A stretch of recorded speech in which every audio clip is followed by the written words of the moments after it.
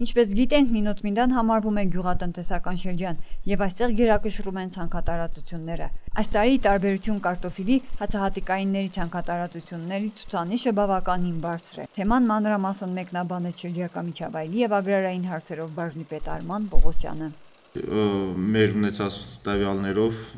գյուղապետների տված տվյալներով վարվել է 12000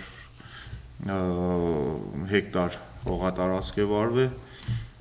որից ցանվել է հացահատիկային բույսերից ցորեն, գարի ու լավ, ցորեն ցանվել է ուրեմն 450 հեկտար ցորեն է ցանվել, գարի ցանվել է 3900 հեկտար,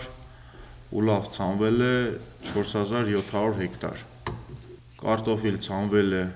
2600 հեկտար, ուրեմն անցած տարվա համեմատ կարտոֆիլի ցանքը նվազել է, հացահատիկային բույսերի ցանքը աճել է։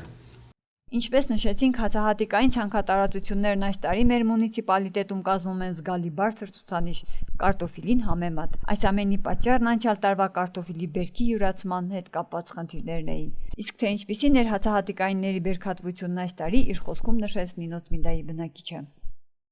Այս տարի ես կարում ցանել էի, այդքան լավ չէր եղել, բայց լավ էր։ Մեկ էլ տարի արդեն ես ցանեմ 70 սոտ։ Ինչը գայնաց չցանի, եթե գյուղատնտեսական երկիր կապրիս, հնարավոր չէ չցանել։ Ինչքան է թանկ եղնի, սալյարքան թանկ է, բենզինը թանկ է, արդեն կարինա թանկ եղնի, կարտոֆիլնա թանկ եղնի։